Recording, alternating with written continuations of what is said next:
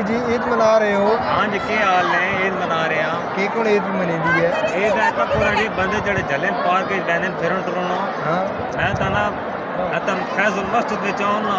नज़ारे नज़ारे हर पल सब्ज़ा ही सब्ज़ा है तो थकाऊ जेड़ा माहौल पार्क है जो मस्जिद बनया पिया ये बड़े मस्जिद है जो मेला लगे आ मेला लगे हैं मेला कोई मस्जिद तकद्दुस का ख्याल रखो मर्दा जागता ना तो काम होया जनानियां तो के काम बनता सिरू चीड़े ला के मस्जिद फुल माहौल बनाया ने जनाब आज आज भी होती है वो पार तक ना जी सब्ज़ा ही सब्ज़ा इस तक कुछ सोचना चाहिए जूम करो जी जूम करो गूज वाली जगह तो कहने का है जो पूरी मस्जिद नहीं सारा चेक कराओ ये उड़ाओ जी हाँ जिस वेले तक वो भाई बाकी वही गल हूँ बड़े में दिल ही पलीत करने वाली गल है मस्जिद बंद की भी है